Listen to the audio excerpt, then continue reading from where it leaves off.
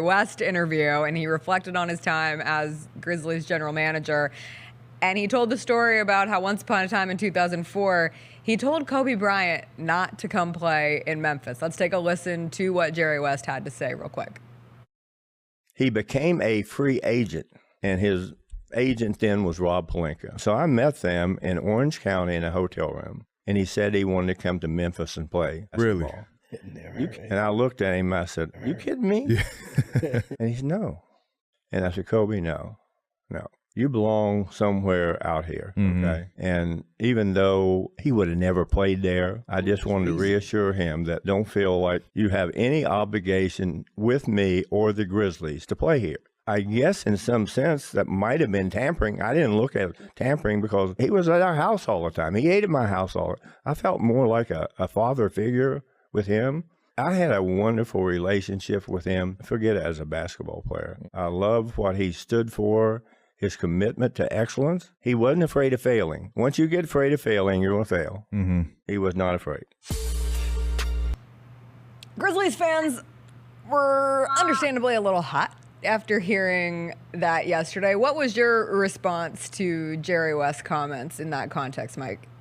I mean, the first thing I thought was Jerry West employed by the Grizzlies at that time? I had to go back and check that, right? So the answer was yes, correct?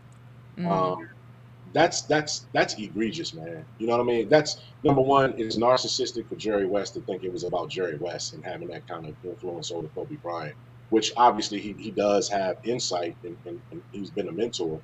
But why would you sabotage your own team instead of trying to figure out a way to make the team work with Kobe Bryant? Like, Jerry West was more, and people always felt this way. One of the greatest players ever in the game, all respect due, did a remarkable job while he was here with the Grizzlies. But what I've always heard is that a lot of people in the organization always felt like Jerry had an ulterior motive when he was in Memphis the entire time. And he always valued the external more so than what he was doing internally to help build this team.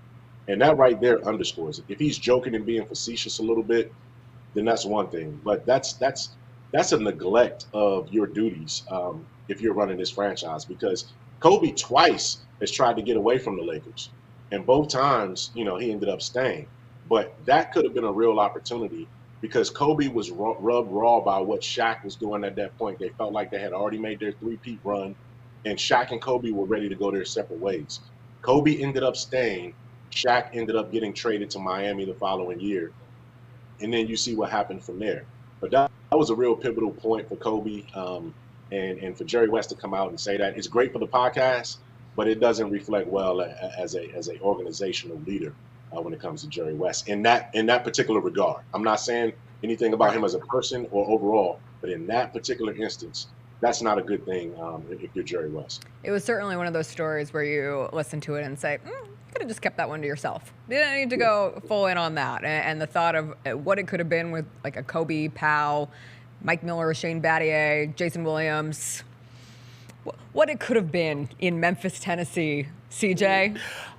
Can you just imagine Kobe Bryant in a Memphis Grizzlies jersey? No, I can't. You're in my head. You and the Fantastic Four are in my head now because I'm trying not to be grumpy. We called CJ cranky last week. That's right. The C is for cranky. I'm trying not to be cranky, Mike. But he's not coming here. Good grief. Stop it. No, I can't imagine it. You know why I can't imagine it? Because he's not coming here. Yeah, you want to know why you can't imagine it? Because he didn't come here. He wouldn't. Why would he come here? He would come here because Jerry West. He likes Jerry West. He likes eating dinner at Jerry West. You don't know what Jerry West cooks? Get out of here. Stop it. Don't let your mind wander like that. Quit it. Like that, and see, therein lies the challenge with people from Memphis and some people around Memphis is that there's this inferiority complex that, hey, this guy would never want us, or we have this second-class situation. But you got to put yourself in Kobe's mindset during that time.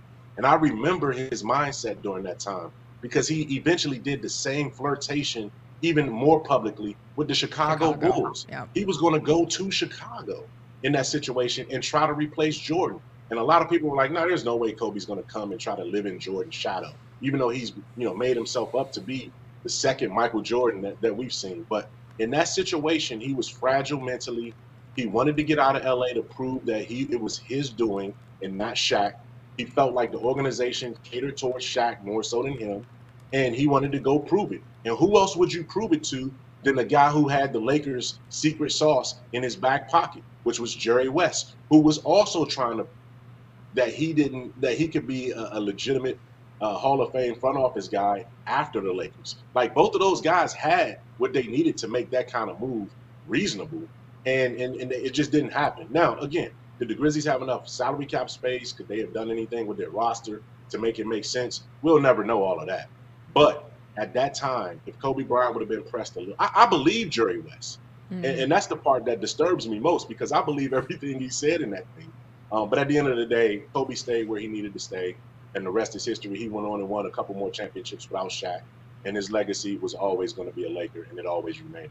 Kobe stayed because the Lakers got wind like, oh, Kobe wants out. Kobe, what can we do to make you happy?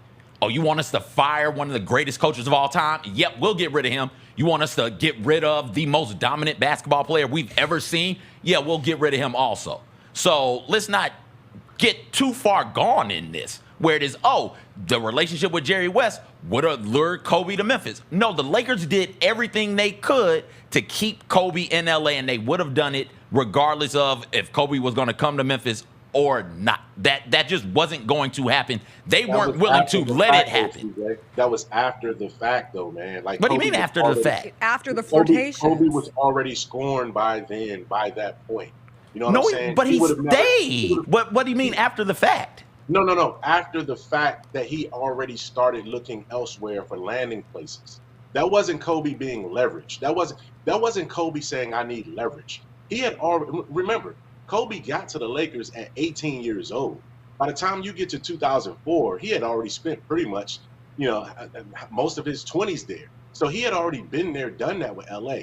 You also got to look back. His family dynamic was deteriorating with his mom, his dad, and them moving on in terms of, him breaking away from being, so he saw all of these opportunities as I can go out and establish my own.